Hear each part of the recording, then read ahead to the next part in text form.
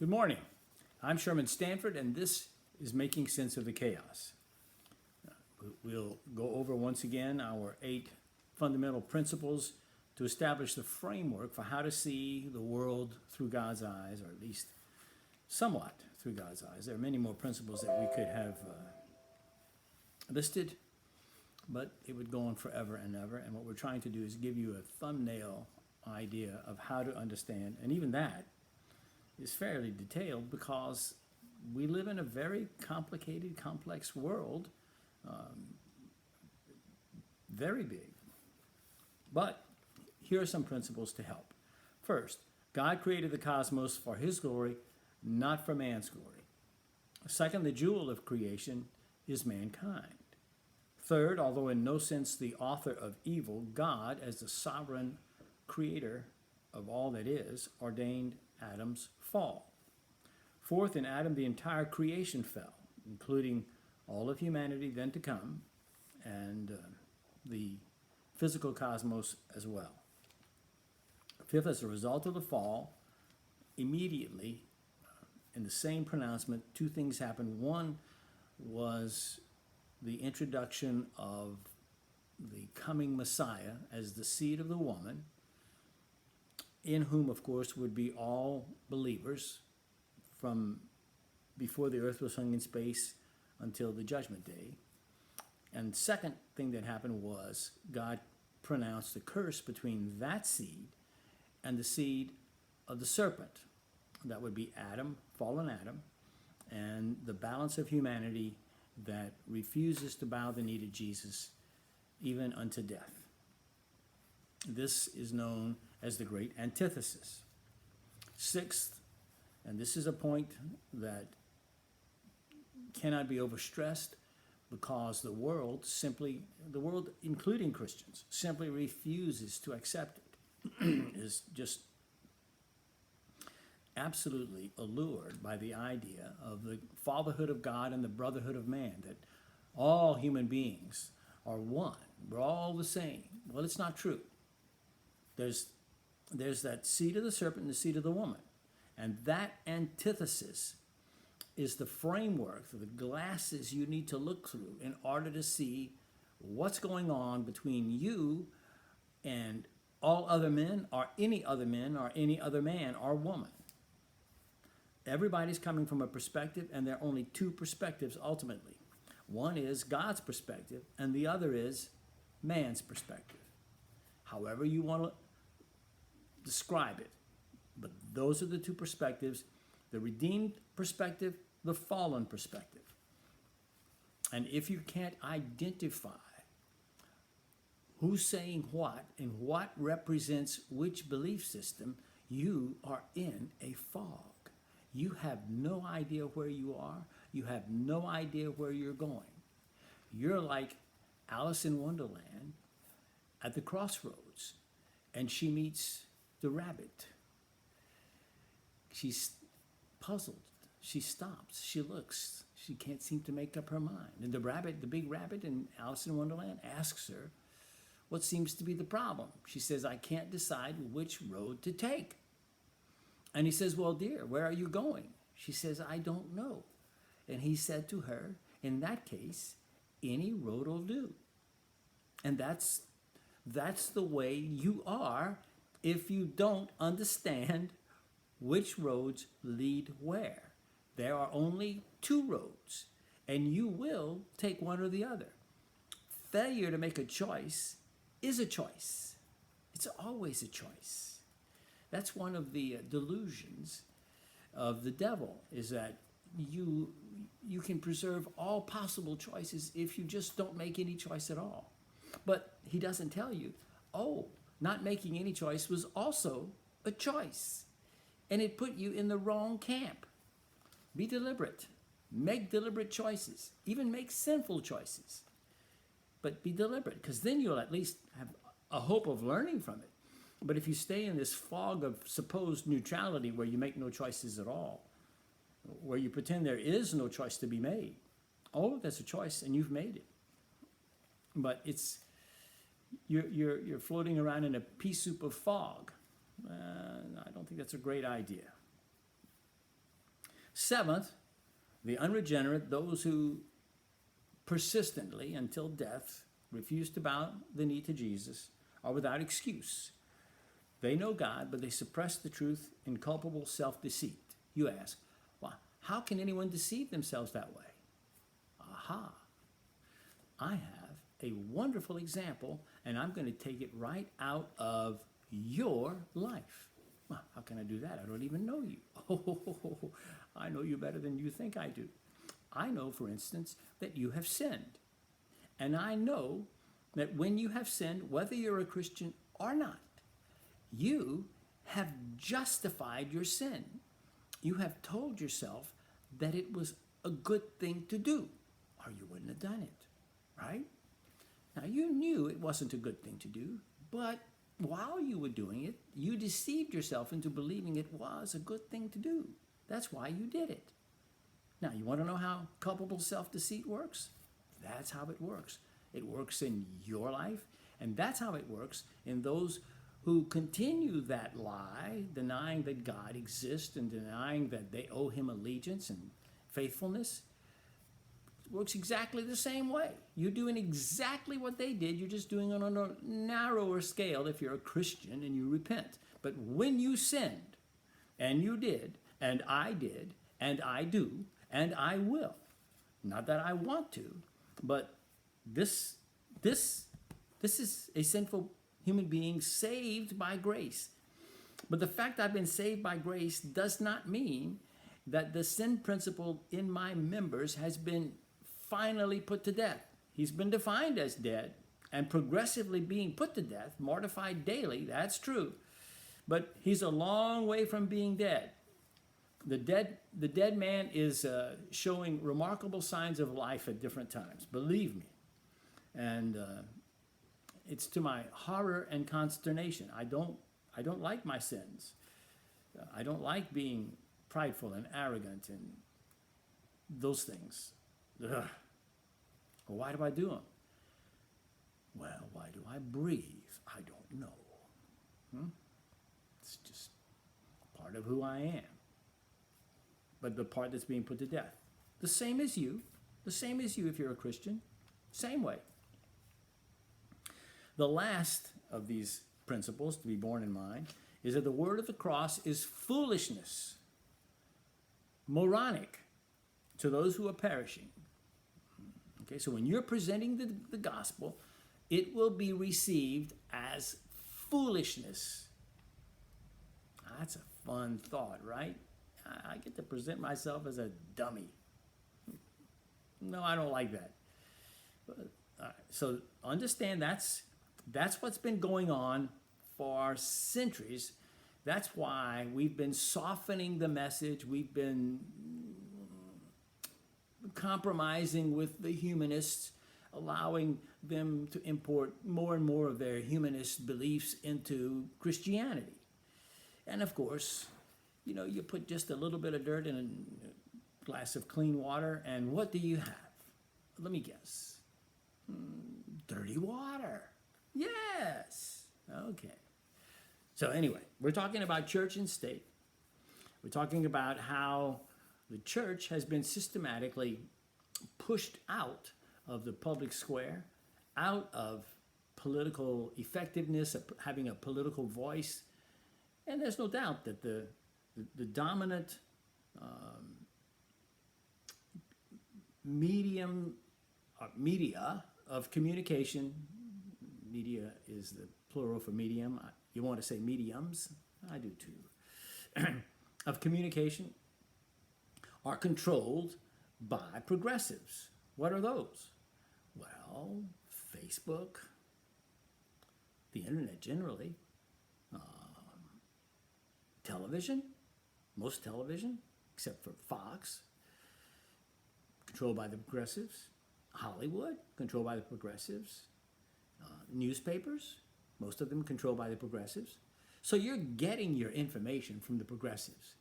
Well, I know that you're so smart and you're so well-grounded in your theology that you can sift through all that, right? No. If you eat a steady diet of poison, don't be surprised to find that you're not doing so well. let's think about these things. Man is created to worship God. If he refuses to worship God, his urge to worship doesn't just disappear. Remember our illustration of the balloon with air in it, and you squeeze air out of one end and you look down and you say, well, no more air in this balloon. Ha! And you look over on the other end and what do you find? Oh, all the air has gone over there. Yes, unless there's a hole in the balloon, and in this cosmos there's no holes. So all the energy has nowhere to go. It stays in the cosmos. All the thinking energy, whatever, it's got nowhere to go. It stays in the cosmos. And so if you squeeze it out of one area of life, okay, one area of human interaction, it's going to appear over there or over there, but it'll be somewhere. It's sort of like the people who do the surgery to have all the fat cells removed from around their middle, but they continue to eat like crazy. And so then they end up having fat knees and fat ankles, and fat arms and fat wrists and fat necks, because the fat's going to go somewhere.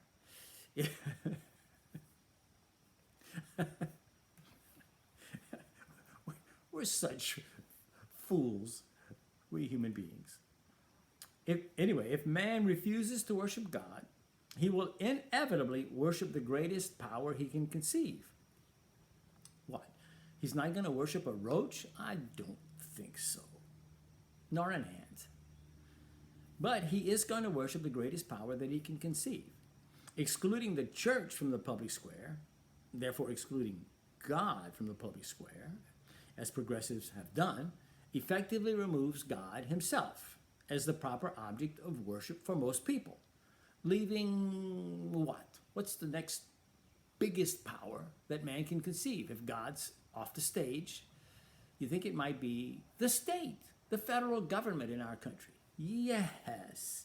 So the state ends up ruling by default as, quote, God walking on earth, unquote.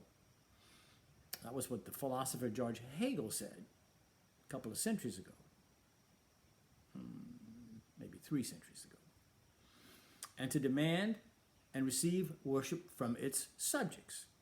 The unfortunate truth the people then discover, after they've removed their worship from God and placed it on the state, is that the state is never a benevolent God. Who'd have thunk it, huh? Who'd have thunk it? I mean, these well-meaning people. Oh, I know Lord Acton said that power tends to corrupt and absolute power tends to corrupt absolutely. And I know he was referring to human beings, but certainly he wasn't talking about the wonderful progressives holding the reins of power in our country. Certainly he wasn't talking about those fine people. Really? Come on now.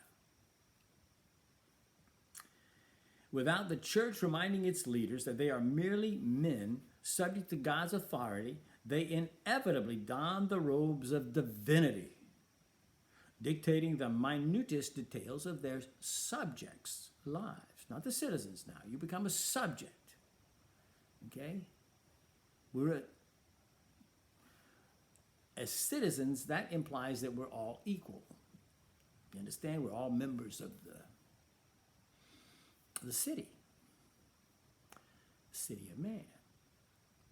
In contrast to the city of God, if you've read Augustine, you're familiar with that concept. That's why we're called citizens.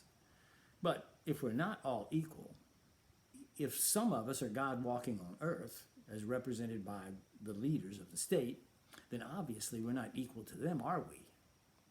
Then we become subjects. And they treat us as subjects. They do. Instead of church and state operating in support of one another within separate but overlapping spheres, as the Bible teaches, the elimination of the church from the public square has allowed the state to assert dominance over the church. With the church's loss of status, the state, in the form of the federal government, takes center stage as the greatest power man can conceive, thus laying claim to man's worship. Far from being a minor problem, this represents the highest form of idolatry exalting and glorifying man at the expense of God at the seat of paramount earthly power. You may be certain that the Creator has not been caught unaware of what is going on, nor that he is mildly amused or in any way willing to overlook this trifling peccadillo on man's part. No, nope, he says, this is from Psalm 2, he who sits in the heavens laughs. The Lord holds them in derision. Then he will speak to them in his wrath and terrify them in his fury, saying, as for me, I have set my king on Zion, my holy hill. Now what does the king do? He reigns according to his law. And all under his reign are subject to his law. Now, did Jesus say, all authority in heaven and on earth has been given to me? Oh, yes, he did. Did he mean that? Yes, he did. Is he God? Yes, he is. Is what he said still true? Yes, it is. Is it true as to our current leaders? Yes, it is. How could it not be? If it's not true, then why not just take your Bible and throw it in the trash can? Because if that's not true, if you can't trust that statement, then you can't trust anything in it. And you might as well just light your own candle and pilot your own way through life, your ship, through the shoals, the rocky shoals of life. Ooh, what a picture, huh? Ah, yes. Calvin's response to civil governments attempting to function beyond God's authority was peremptory and firm. He said, and I quote, I do not hear any more than before allow men to make laws according to their own decision concerning religion and the worship of God. As a church leader holding ministerial authority from God, he had the temerity to press God's claims on men holding authority in every sphere. But you'll say to me, Sherm, that was 500 years ago, okay? And to quote Hillary Clinton, hey, you can't turn the clock back, right? Well, you know, I conducted a scientific experiment to find out whether, in fact, that was true. And I'm going to do it again right here in your presence. Watch. We'll see. I have here a clock, a big clock. Now, let's see. Let's see. Here's the little thingamajig. Let's see. It can go this way. That's forward, right? Or it can go that way. Now, whichever one's forward and whichever one's backward, doesn't really matter. But you can see that I, a mere man, am able to make the clock go in either direction. I can turn the clock back. Ha! What? Somebody needs to send that information to Hillary. I don't know how to get in touch with her, or I would have emailed her, or Facebooked her. I'm sure she wants to know she was wrong. You can turn the clock back. She would just delete the email. Huh? She would just delete the email. No, she wouldn't. The lady is the soul of fairness, and she wants to know all truth, okay? She believes that all truth is God's truth. I know that she does. Bill, that was very condescending and unfair to a great American lady. Am I politically correct or what? Now, if you, as a Christian, if you deny that Jesus, in fact, is currently reigning and ruling in heaven, having all authority in heaven and on earth, and having commissioned his church, those 12 disciples in the beginning, at that point it was only 11, those 11 men that have now proliferated and become millions throughout the earth. How many are really disciples of Christ? Well, that's a question I can't answer. But still, I'm sure that's millions throughout the earth. And their job remains the same. They're supposed to press the ruler's claims on all of humanity. That's our job. Now, if you don't believe that Jesus Christ is supposed to be the head of our federal government, that our federal government is supposed to take its marching orders, supposed to mold and shape its laws based upon what Jesus in the Word of God has said is right and what he said is wrong, and shape our laws accordingly, then you're effectively denying your Great Commission. You have been given this commission.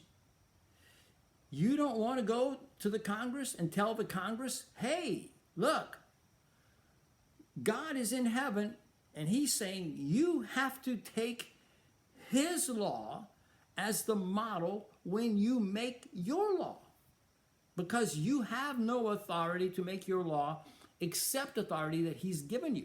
If you don't believe that, then you have a serious problem. You're walking in the fog, and you're part of the big problem there is in the world.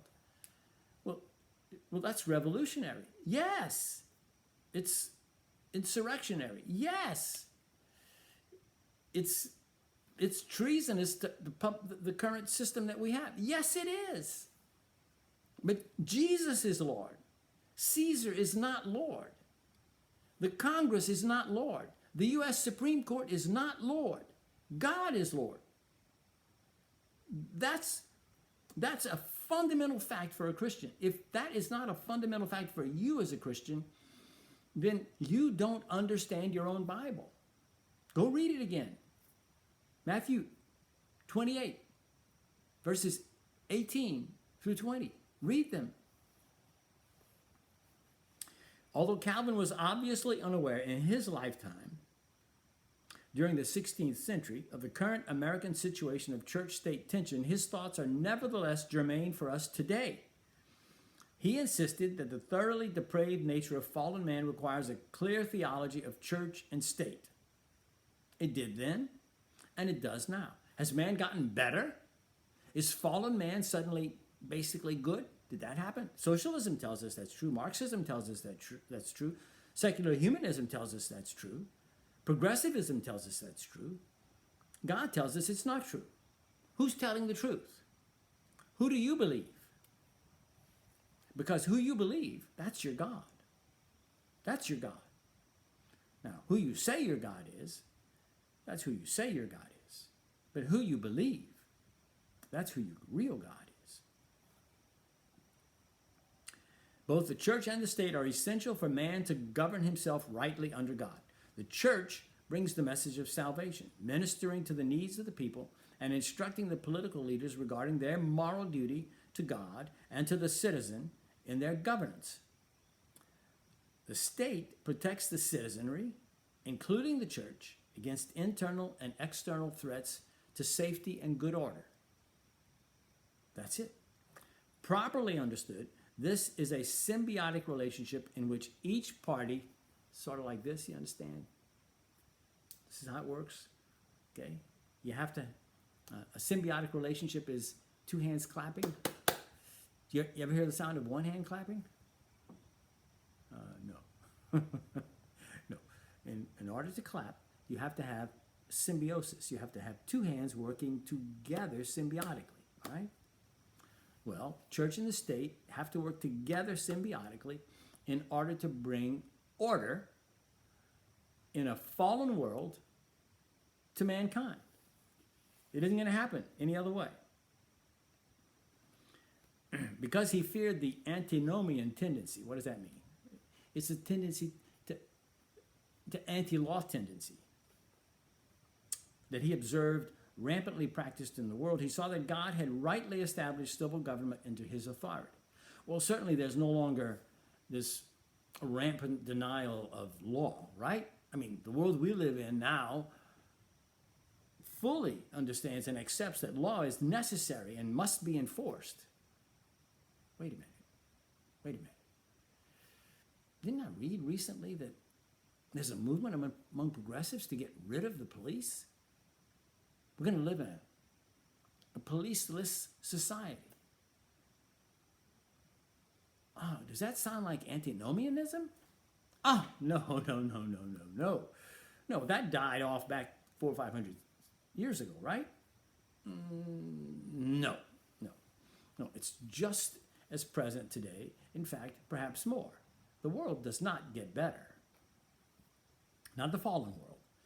Inasmuch as the world gets better at all, it's because the seed of the woman is growing in its maturity spiritually, morally, and that the effect of that growth in its maturity will add numbers to its number and will be a leavening effect even among the unbelievers. It will transform the landscape in ways that cannot even be imagined. Why? Well, because that's what God's law does. Anyway, in 1532, as a 24-year-old man, this is what John Calvin wrote. Listen to this and see if he could have written it today. He said that antinomians, quote, think nothing will be safe unless the whole world is reshaped to a new form where there are neither courts, nor laws, nor magistrates, nor anything which in their opinion restricts their freedom. Now, is that prescient or what? Could that have been written today about America today? Absolutely. How did he know that? Well, because he knew God and what God had to say in his word, and that God does not change, and man's nature, apart from God's regenerating grace, does not change either. It remains exactly the same. And so his observations about fallen man are equally true today as they were then. And they will be equally true in 10,000 years or 100,000 years if the earth lasts that long. Because that fallen nature can only be changed by becoming redeemed. So long as it remains fallen, it remains exactly the same. It manifests itself in a lot of different ways. That's true. It's like the golf swing. There are innumerable ways to swing a golf club wrong. Okay? I have seen, on the golf course, I have watched men, and women too, from a distance, and I could have sworn there was a snake on the course and they were trying to kill it because there's no way that swing was intended to advance the ball any considerable distance in any particular direction. But it could have killed a snake, I'll tell you that. but, you know, to hit the ball right at the moment of contact, every golf swing looks exactly the same if it hits the ball right. Exactly the same. How you get there may be different, but in order to hit the ball exactly right, your golf swing has to be exactly right at the point of contact. In order to live in this world properly, your life at its point of contact with the world, with God, with everybody or anybody, must be in conformity with what God has to say, or it will hit a miss. And your golf ball of life will be shanked or hooked or sliced or topped or skied. Okay?